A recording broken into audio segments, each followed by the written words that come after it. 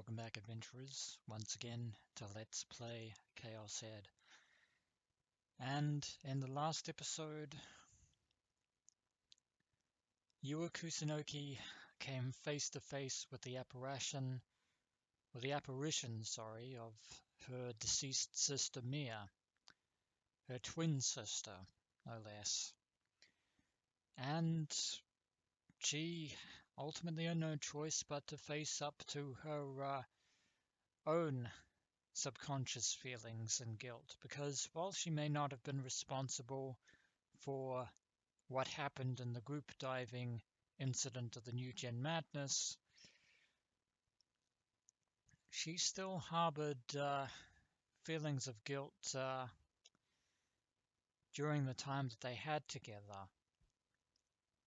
But as events would have it, at the 11th hour, Yua Kusunoki unconsciously reached out and, against all the odds, managed to acquire her very own D-Sword, awakening herself as the next Gigolomaniac, and freeing her mind from the manipulations of Noah 2, and ultimately revealing the apparition for what it was, a complete and total fraud, in the guise of yet another Nozomi group porter, who was dispatched by none other than Ayase Kishimoto herself, wielding her own unique D-Sword.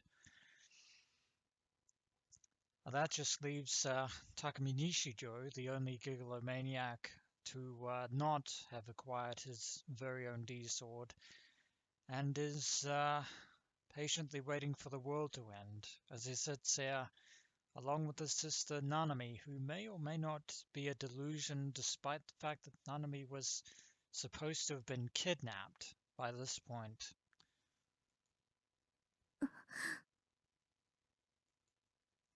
Nanami's face stiffened at my words, but she soon put on a forced smile. お兄、つまんない冗談やめなよ。 I don't think Takumi's in the mood for jokes. That reaction wasn't like Nanami. Normally, rather than laughing and let it slide, there was no doubt that she'd get pissed off and preach at me. Don't say that kind of thing, moron. Well, it wasn't like I cared. It didn't matter. If she wouldn't kill me, I'd no longer had any business with this Nanami.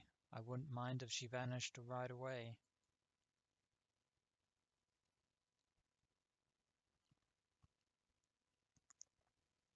Serotan and I gazed at each other.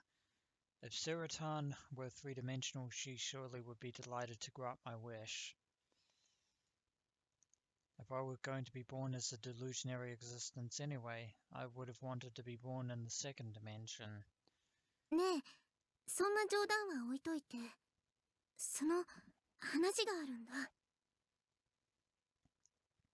Seems that Nanami has something left to say. あのね、お兄にもらったバングル、なくしちゃった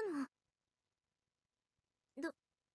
どうせ適当に扱ってたんだろうとか言わないでね。ナナ、そんなことしてないもん。本当に大切にしてたもん。なのに、どこでなくしたのかもわかんなくて。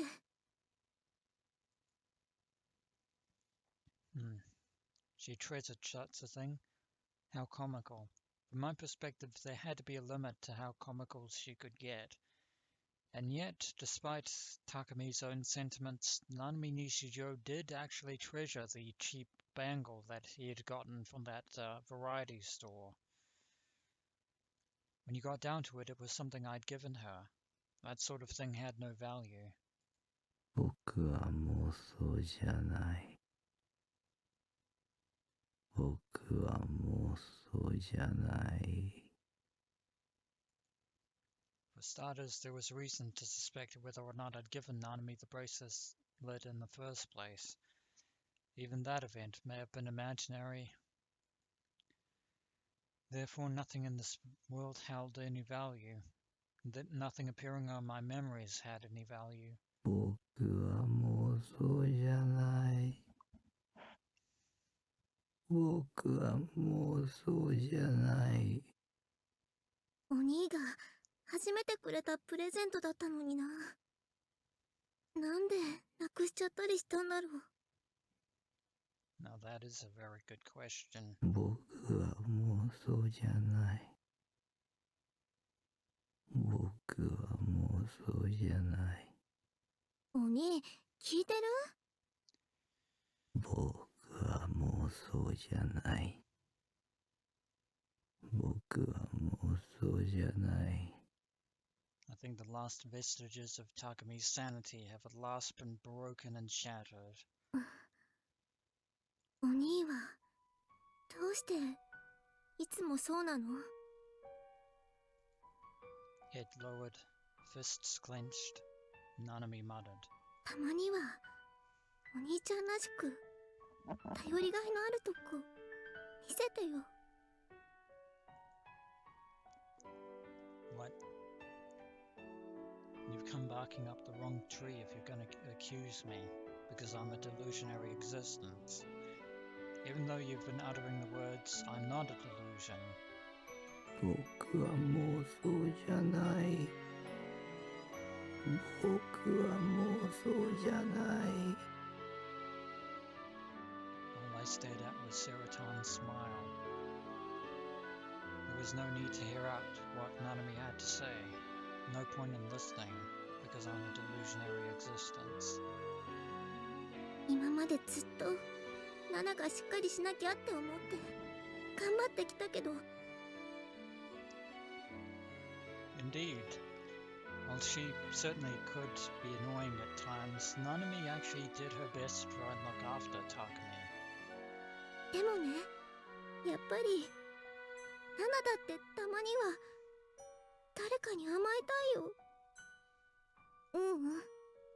誰かにじゃなくてお兄に甘えたいよ。僕は妄想じゃない。僕は妄想じゃない。だってお兄はナナのお兄なんだから、お兄に頼りたいって思うことナナにもあるんだよ。僕は妄想じゃない。僕は妄想じゃない。そりゃいつもああしろこうしろ言われてお兄も嫌だろうけど、 Unfortunately, Nanami, he isn't listening in the slightest. それはお兄がだらしないから仕方なく。言いたいことはそういうことじゃなくて。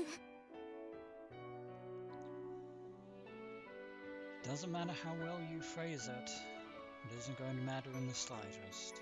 僕は妄想じゃない。僕は妄想じゃない。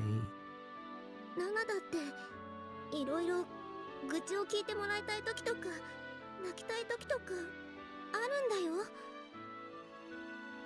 お兄に優しくしてもらいたい時とかあるんだよ。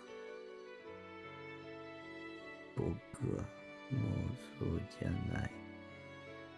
僕は妄想じゃない。ねえ、お兄。 I think Takumi Nishijou has finally reached the end of his rope. ナナの話聞いてよ。ナナ、今すごく悲しいんだよ。お兄にもらった大切なバングルなくなっちゃって、声出して泣きたいくらい悲しくて辛くて、お兄に抱きしめてほしいのに、お兄に頭撫でて慰めてほしいのに。ねえお兄、今日だけはナナのわがまま受け止めてよ。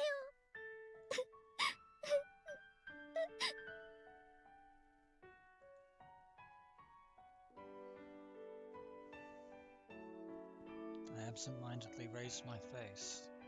Nanami was crying. Even while she hung her head and fought to withstand it, tears kept falling from her bitterly.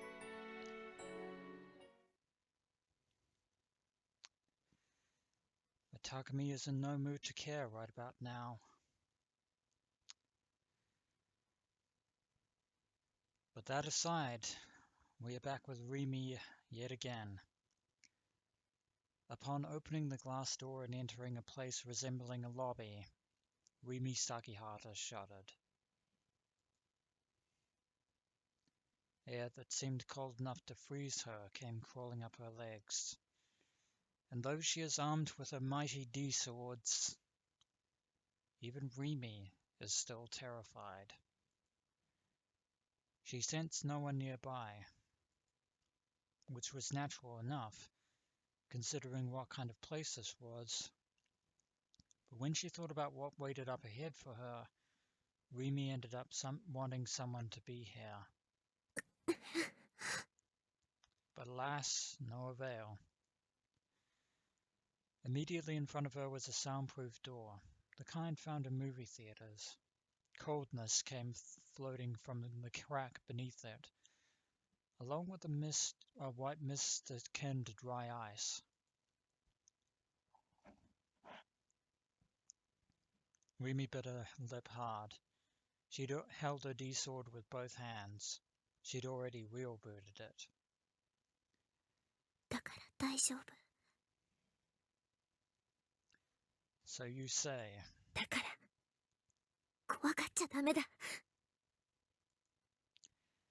Desperately telling herself this, Rimi gulped in a breath, then pushed the soundproof door open with her shoulder.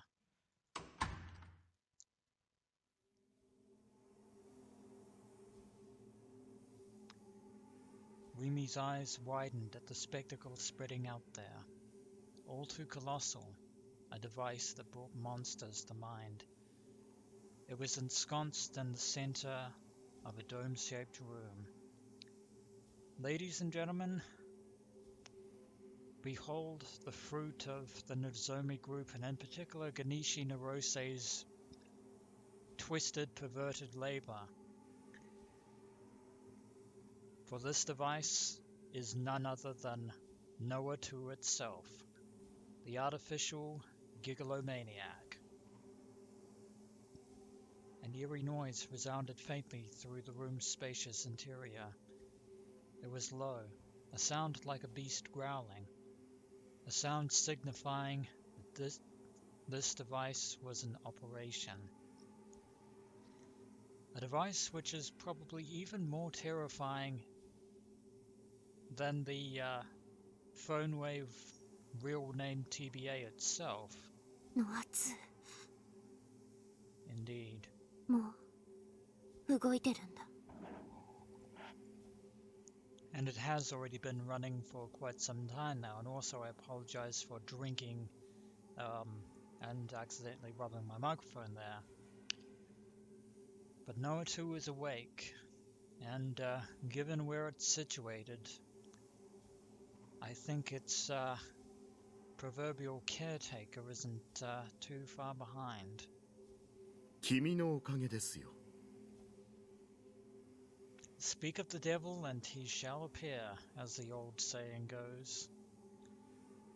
A voice responded to the antipathy in Rimi's monologue. The instant that voice reached her ears, Rimi felt her soul quake. 崎畑リミ。1年半ぶりですね。It seems that Genichi Norose is well acquainted with Rimi Sakihata.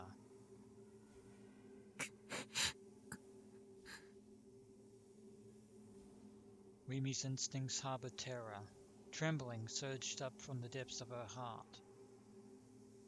Hateful memories assaulted her. Her shadowed past seemed about to resurrect itself. Shaking her head lightly and clenching her D-sword harder to endure it, Rimi swept her gaze toward the direction where the voice had come from. A a vast apparatus.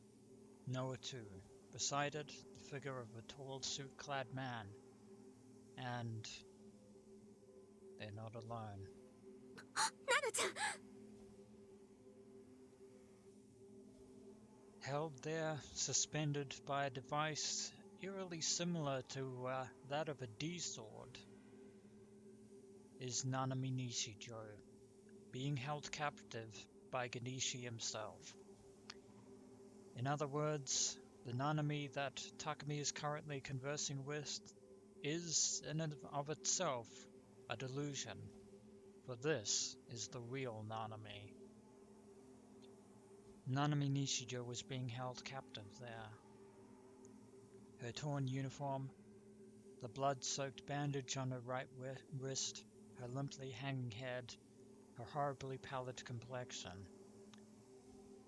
Suwa may have tried a gaslighting bait-and-switch when he posited the theory that the present that had been sent to Takumi Nishijou's house was in fact a delusion in and of its own right. But alas, it was not. The hand, the cell phone, the bangle, and the clothing attached to said hand, those were not illusions. Those were very real. In other words, Nanami Nishijou's right hand has been severed. For real. She made such a painful sight, Rimi lost all words. Like Jesus crucified at Nazareth. No, that which captured Nanami wasn't something one could call a cross. It was a long way off, with so much malice filling its shape. All the evil in this world, all the chaos in this world, all the corruption in this world. It wouldn't have been an exaggeration to say that it represented all of them in tangible form. 君がこの1年半どこで何をしていたかについて興味はありませんが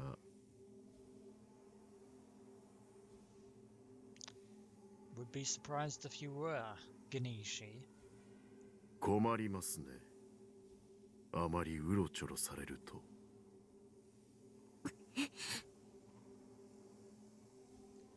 That man, Genichi Norose, had a placid manner of speaking, but his voice encompassed a blade-like sharpness.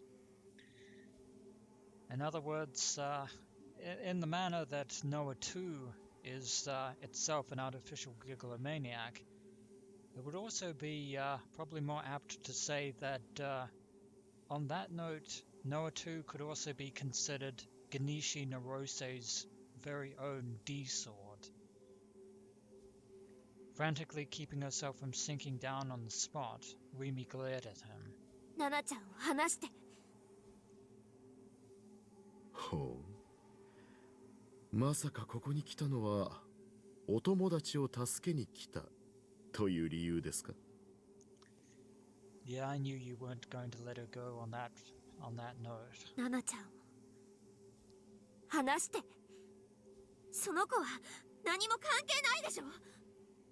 では直接話してみてはどうですか Norose's suggestion confused Rimi. She was bluffing now, but the instant she saw Norose's face, her heart had awoken to fear, and her legs had begun quivering. Incapable of moving, she called out to Nanami, pinned up there. ナナちゃん。 Nanami's head twitched. Slitting open her closed eyes, she raised her face and caught Rimi in her empty sight. リミさん。大丈夫。今助けてあげるから。 Midway through Rimi's sentence, Nanami's face contorted in anguish. She went white and took ragged breaths. 痛いよ。 右手が痛いの。 Midway through Rimi's sentence, Nanami's face contorted in anguish. She went white and took ragged breaths. 痛いよ。 右手が痛いの。 痛いの。 Midway through Rimi's sentence, Nanami's face contorted in anguish. She went white and took ragged breaths. slither, Nanami's body slipped down from the cross. ナナちゃん。ねえ、リミさん。 Lying down, lifting only her head, Nanami made her gaze drift about, as if she was searching for something. ナナのバングル知らないかな。見つからなくて。 Would stand to reason that Nanami would know absolutely nothing about the situation that she's in right about now. Not that Genichi could give a damn one way or the other. ナナのバングルどこにもなくて。 Staggering upright, this time she began feeling around the area with her left hand. バングルだね。分かった。私知ってるから。だから私と一緒にここを出よう。病院に行こう。ね。 I doubt it's going to be that simple. 手が痛いよ。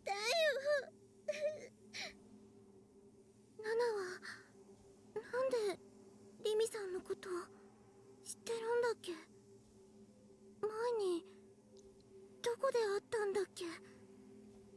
Now that is an interesting query. How do Rimi and Nanami know each other at this point? Unfortunately, we're going to have to put that on hold. リミさんなの。リミさんがナナのバングル。嘘。どうして。ひどいよ。 And yet Nanami is accusing Rimi of stealing her bangle of all things.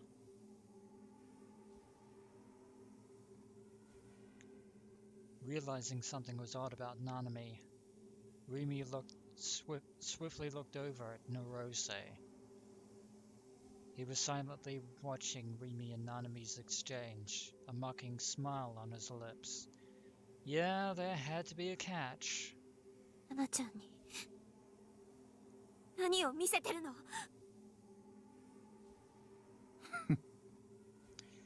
In other words, Genichi is using Noah 2 on Nanami herself. Nanami's gaze was fixed on Rimi. She stood all the way up, slowly, shaking like a newborn fawn, and extended her right hand as though to offer her upturned palm in Rimi's direction. A blood-stained bandage.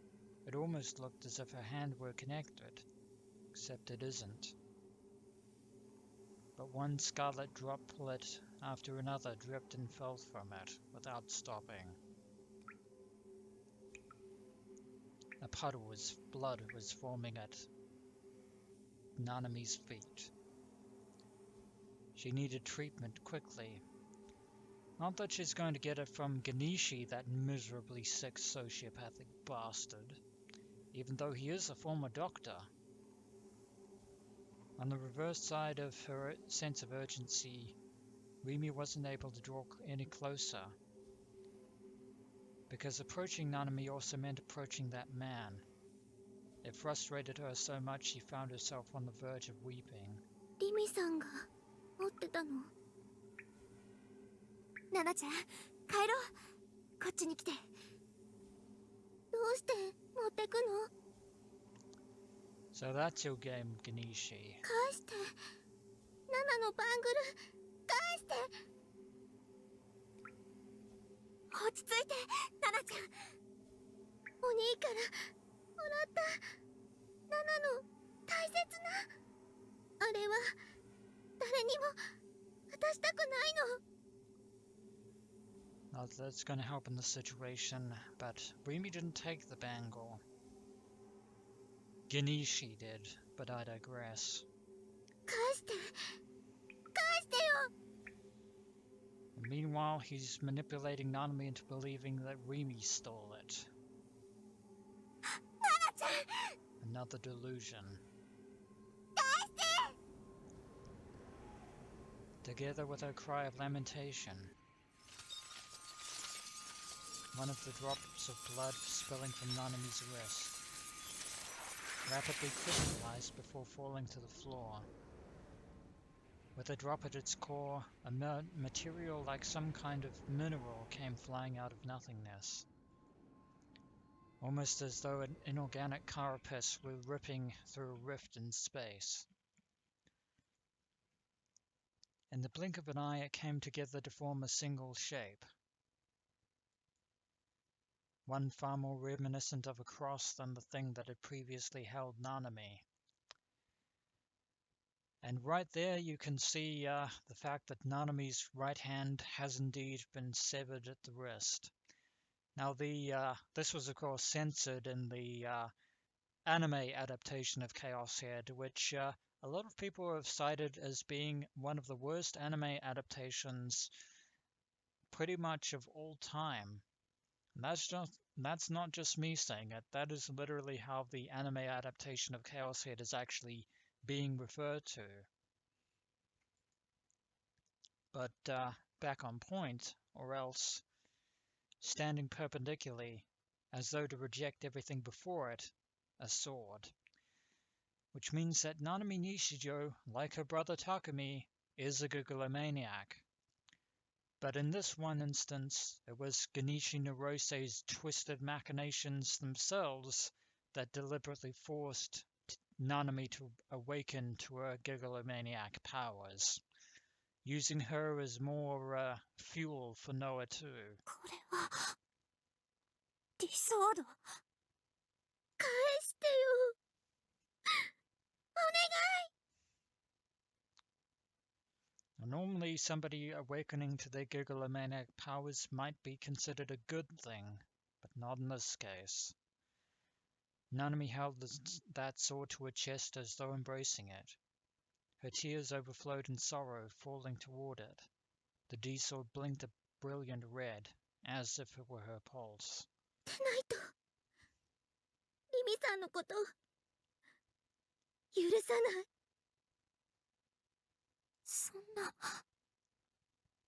ナナちゃんもギガロマニアックスだったの Indeed she was, which is why Genichi will not let her leave. Bastard.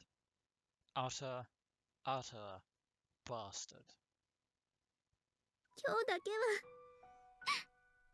ナナのわがまま受け止めてよ And now we're back with Takumi Nishijou and the other Nanami.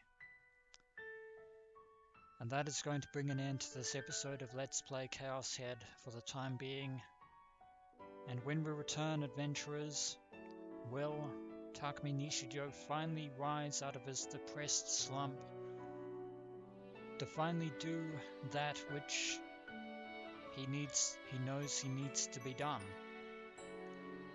As always, adventurers, until next we meet.